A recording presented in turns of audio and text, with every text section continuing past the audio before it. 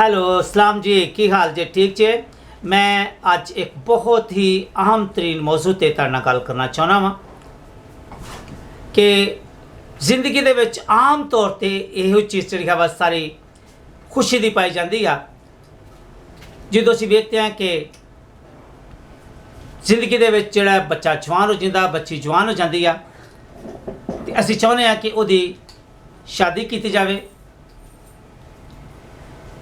और असी उहदे बच्चों के बच्चे अगर वेखिए और ये वालदैन के वास्ते बड़ी खुशी की गल होंदी है। तो अज इसे खास मौजू ते अस तुहाडे नाल गल करना मंगते हैं। अज के पैगाम का अनवान जिहड़ा है वो वा ब्याह शादी और मसीह खानदान। अज का पैगाम जिहड़ा है वो मत्ती दी इंजील उहदा 19 बाब उहदी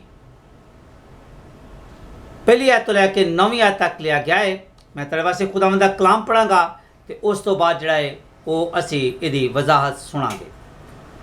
लेकिन जब यीशु ये बातें ख़त्म कर चुका तो ऐसा हुआ कि गलील से रवाना होकर यरदन के पार यहूदिया की सरहदों में आया और एक बड़ी भीड़ उसके पीछे हो ली और उसने उन्हें वहाँ अच्छा किया।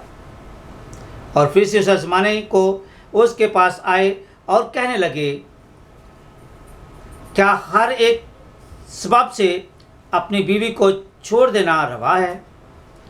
उसने उन्हें जवाब में कहा, क्या तुमने नहीं पढ़ा कि जिसने उन्हें बनाया उसने इब्तिदा ही से उन्हें मर्द और औरत बनाकर कहा कि इस सबब से मर्द बाप से और माँ से जुदा होकर अपनी बीवी के साथ रहेगा और वो दोनों एक जिस्म होंगे। बस वो दो नहीं बल्कि एक जिस्म हैं। इसलिए जिसे खुदा ने जोड़ा है उसे आदमी जुदा ना करे।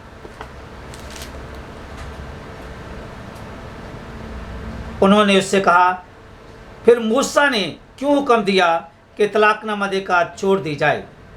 उसने उनसे कहा कि मूसा ने तुम्हारी सख्त दिली के सबब से तुमको अपनी बीवियों को छोड़ देने की इजाज़त दी, मगर इब्तिदा से ऐसा ना था। और मैं तुमसे कहता हूँ कि जो कोई अपनी बीवी को हरामकारी के सिवा किसी और सबब से छोड़ दे वो दूसरी से ब्याह करे वो ज़ना करता है, और जो कोई छोड़ी हुई से ब्याह करे वो भी ज़ना करता है। पाक कलाम का पढ़ा और सुना जाना हम सब के लिए बायस बरकत हो। खुदा का शुक्र हो। मेरे सीसो जितना से आज गल की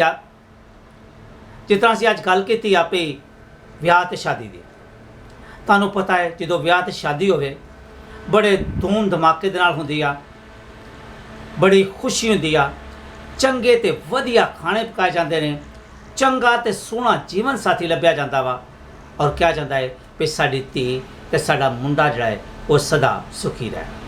सब तो अच्छी गल माँ प्यो के वास्ते सब तो अच्छी गल यही होंदी आ कि वो अपने बच्चों को खुश वेखना चाहते हैं। जो अज असी वेखते हैं कि सब तो पहलों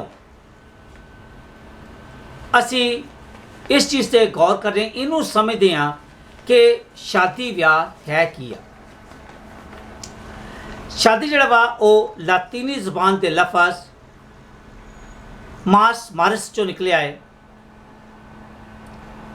जिहदा मतलब आ कि औरत ते मर्द दा एक जगह ते इकट्ठा रहना।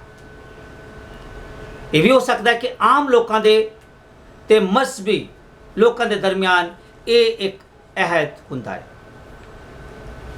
पर जो असी बाइबल मुकद्दस दी रूह दे नाल वेखते हैं तो सानू पता लगता है कि ये एक लड़के ते लड़की दा एक बंधन हुंदा है, एक अहद हुंदा है जिहड़ा कि खुदा ते इंसान के दरमियान, खुदा ते कायन जिहड़ा उहदा दरमियानी बनता वा, दोवां पार्टियां दा इकट्ठ हुंदा है, उन्हां दी यूनियन हुंदी आ ਔਰ ਇਹਨੂੰ ਜਿਹੜਾ ਹੈ ਸਮਾਜੀ ਤੌਰ ਤੇ, ਮਜ਼ਹਬੀ ਤੌਰ ਤੇ ਕਾਨੂੰਨੀ ਤੌਰ ਤੇ ਮੰਨਿਆ ਜਾਂਦਾ ਹੈ।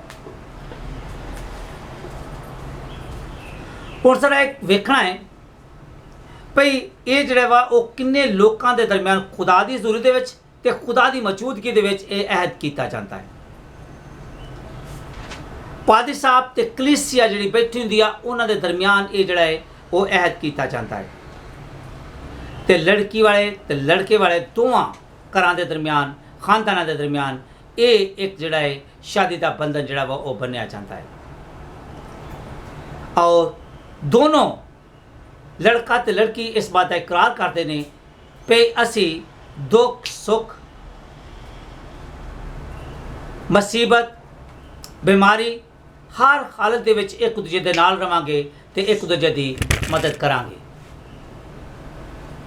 ਸੋ ਇਸ ਵਾਸਤੇ ਇਸ ਚੀਜ਼ ਨੂੰ ਵੇਖਣਾ ਬਹੁਤ ਜ਼ਰੂਰੀ ਆ ਕਿ ਹਕੀਕੀ ਤੌਰ ਤੇ ਜਿਹੜਾ ਹੈ ਉਹ ਸ਼ਾਦੀ ਹੈ ਕਿ ਮੈਂ ਤੁਹਾਡੇ ਦੋ ਟਰਮਾਂ ਦੇ ਵਾਸਤੇ ਇਸਤੇਮਾਲ ਕਰਨਾ ਚਾਹੁੰਦਾ ਹਾਂ।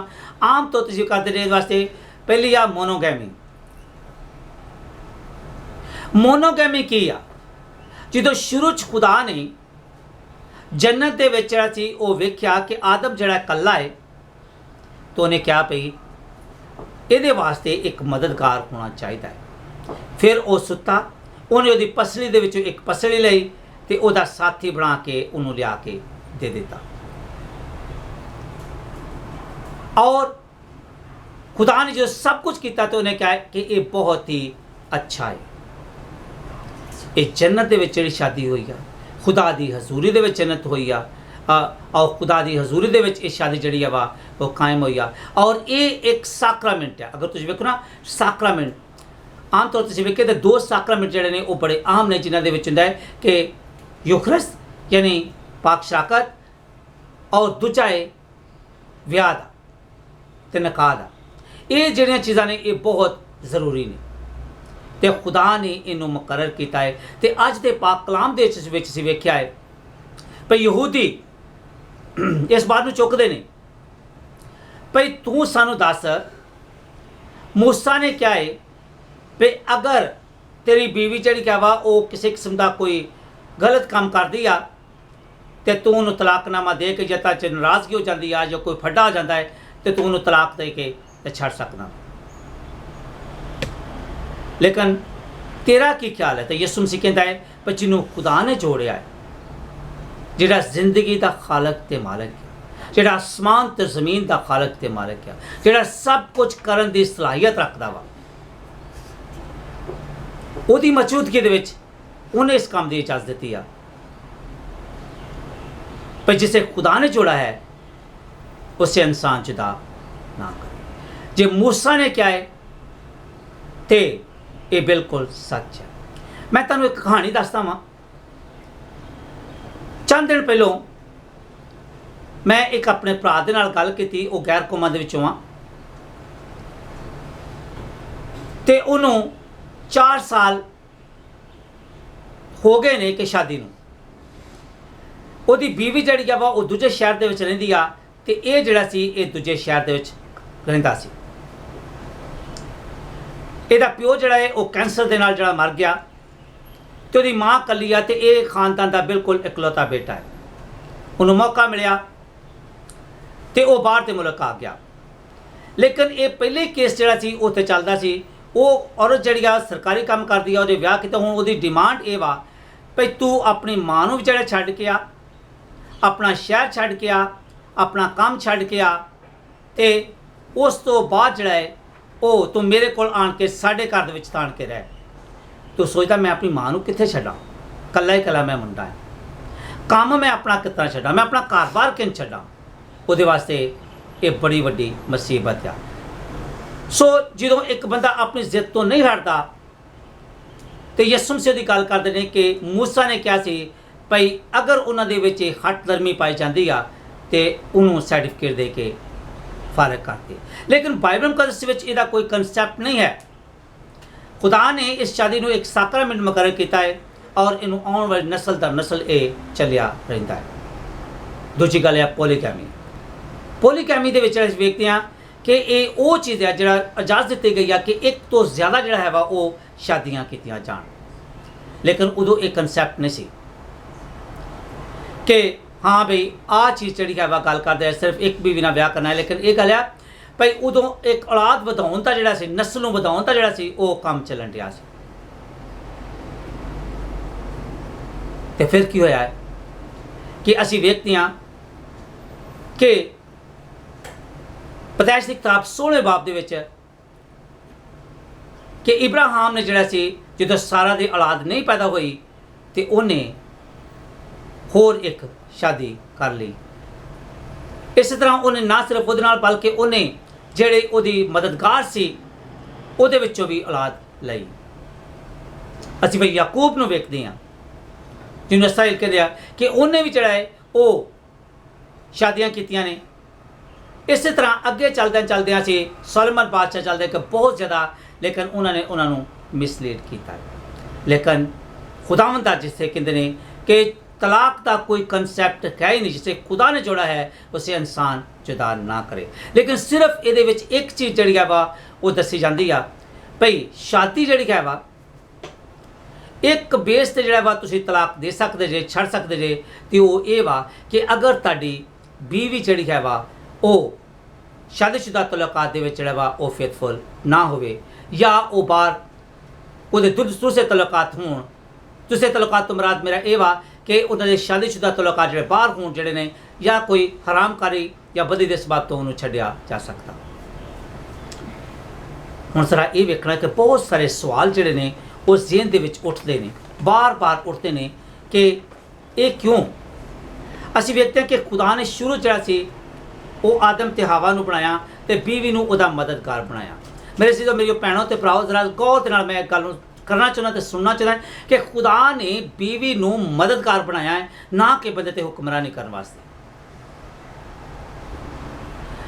बाइबल मुकद्दस कहती है, मैं नहीं कहता, बाइबल मुकद्दस कहती है कि औरत नूं मर्द दा मददगार बनाया है ताकि वो उहदी दुख सुख मुसीबत मुश्किल सख्त काम दे विच उहदी मदद करे ते अपने मकसद नूं जिहड़ा है वो पाउणा चाहिदा है। इहदे विच कुछ जिहड़े ने वो बीवी दे भी फराइज़ ने, कुछ बंदे दे फराइज़ ने कि वो दस्सिया गया है इफसियों दे खत 5वें बाब दी 22 आयत तो लैके 26 आयत तक पढ़े तो लिखा है कि तुसीं इस तरह अपनी बीवी नूं प्यार करो जिवें तुसीं अपने आप नूं करदे जी। तुसीं उहदी इंज इज्जत करो, इंज प्यार करो जिंज खुदा दे नाल करदे जी। ते बीवी जिहड़ी है वा उन्होंने चाहिए कि अपने आदमी नूं अपने शोहर नूं जिहड़ा वा वो प्यार करे तो उहदी गल मन्ने। मेरे सिसो ये चीज़ जिहड़ी है वा वो सोचने वाली आ। लेकिन बहुत सारे अज इस तरह होता है कि असीं अपनी जिद्दां लैके लड़ाई झगड़े लैके बहिंदे रहने आ। तो पहलों तो जिहड़ा जदों नवां लड़की तो लड़का जिहड़ा वा वो शादी करते हैं तो हर एक दे विच अजाम परस्ती है, ईगो है कि मैं भी कोई चीज़ हाँ, मैं भी कोई चीज़ हाँ। मेरे सिसो ये कोई पार्लीमेंट हाउस नहीं जिहदे विच तुसीं अपने अपने मकसद नूं हासिल करने वास्ते बहस करोगे या लड़ाई झगड़ा करोगे। ये शादी का बंधन है जिहदे विच असीं एक दूजे नूं प्यार करना है, एक दूजे दे नाल वफादार रहना वा, एक दूजे की इज्जत करनी आ, एक दूजे की फरमा बरदारी करनी आ, एक दूजे वास्ते कुर्बानी करनी आ और एक दूजे की गल मननी।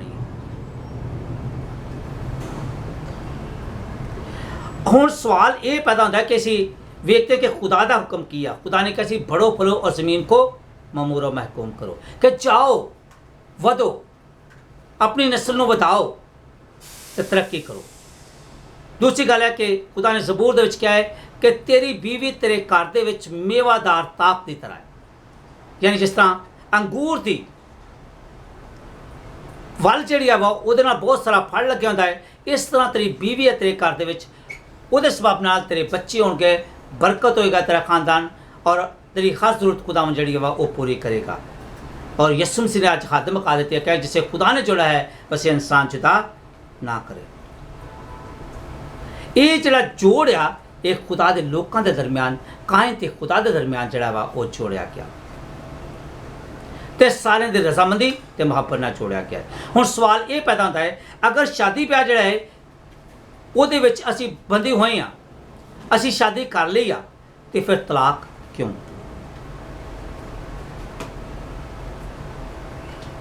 ਤੇ ਦੂਜੀ ਗੱਲ ਇਹ ਵਾ ਵੀ ਸਾਨੂੰ ਆਪਣੇ ਜੀਵਨ ਸਾਥੀ ਦਾ ਜਿਹੜਾ ਚੁਣਾਵ ਕਿੰਝ ਕਰਨਾ ਚਾਹੀਦਾ ਹੈ। शरीके रात का चुनाव जड़ा है वह एक इंच होना चाहिए।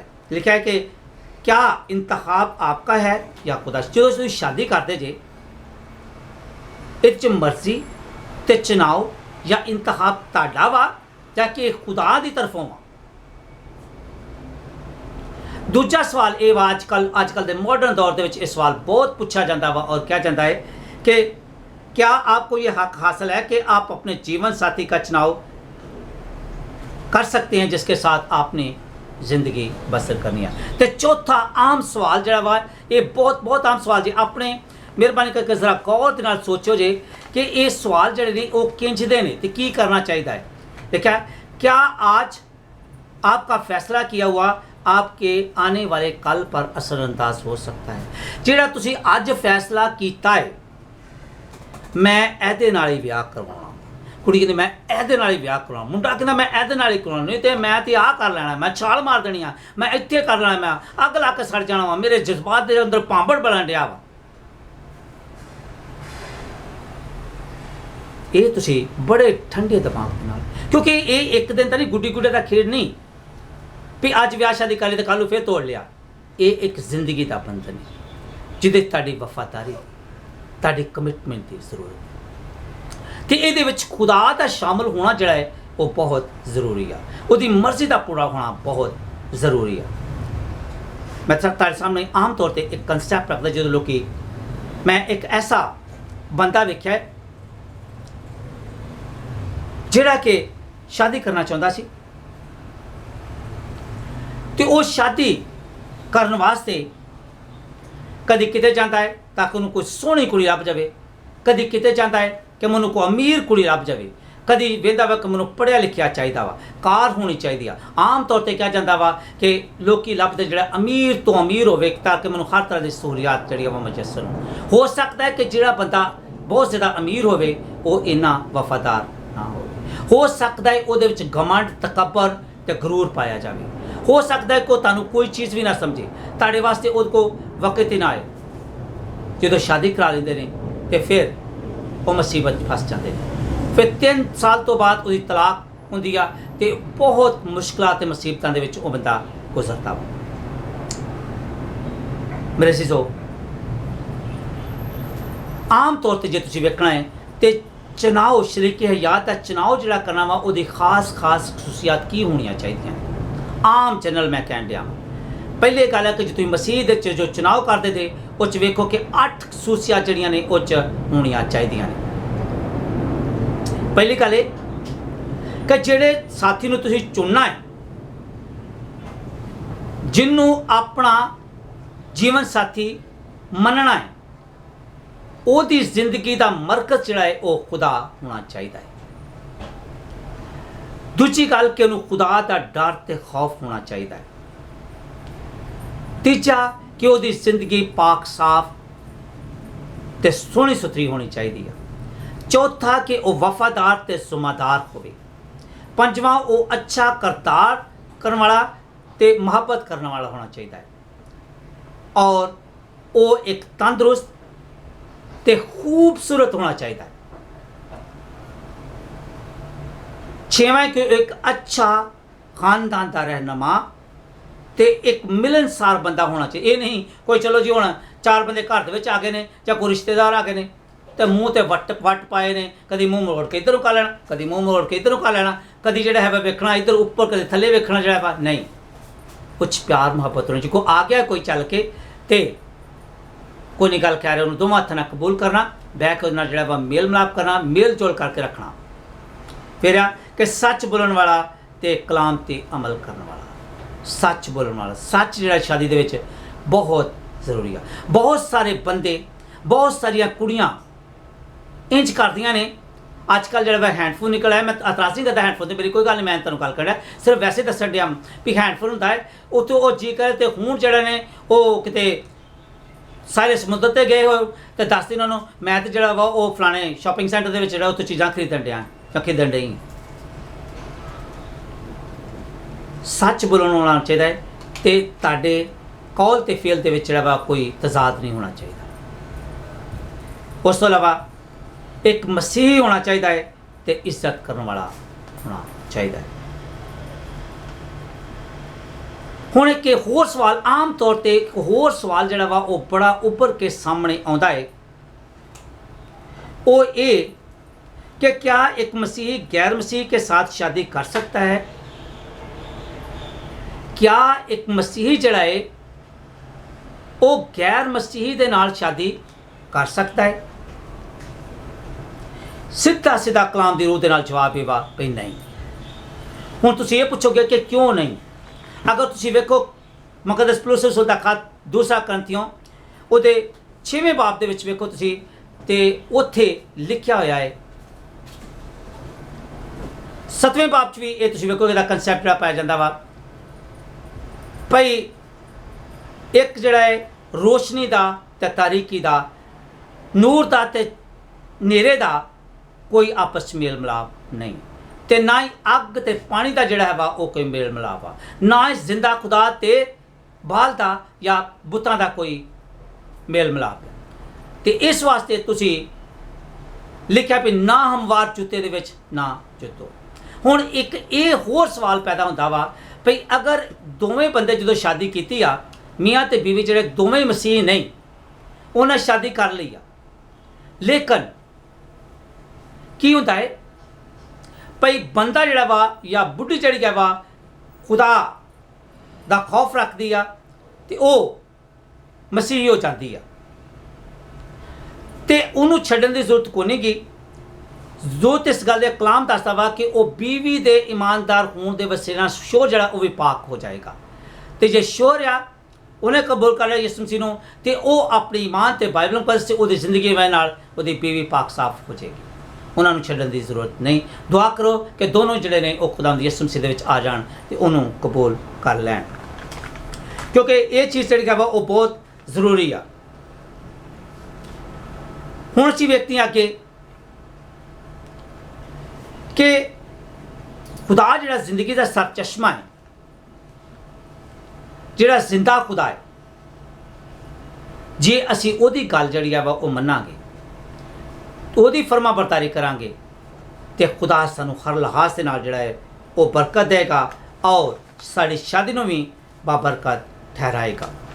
मेरे अज़ीज़ों, एक कामयाब जिंदगी, कामयाब शादीशुदा जिंदगी का राज जिहड़ा है वो इहदे विच पोशीदा है कि साडियां नज़रां जिहड़ियां ने वो यीशु मसीह ते जमियां रहन,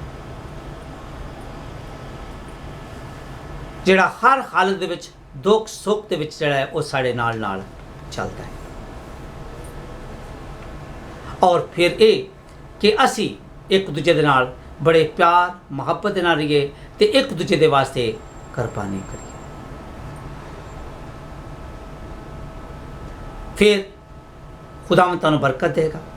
अगर तुसीं इस दर्शनां दी किताब दे विच 28वें बाब दे विच पढ़ो तो लिखिया है कि जे तू इंज करेगा तो तू घर आउंदियां भी मुबारक होएगा ते घर तो बाहर जांदियां वक्त मुबारक होएगा। जिहड़े काम नूं हत्थ लाएगा वो बाबरकत होएगा ते कोई दुश्मन तेरे लागे नहीं होगा तो जिंदगी के हर मैदान च खुदावंद तैनूं कामयाबी बख्शेगा। मेरे अज़ीज़ों, हुण असीं इस कंक्लूजन ते पहुँच गए हैं कि कामयाब जिंदगी,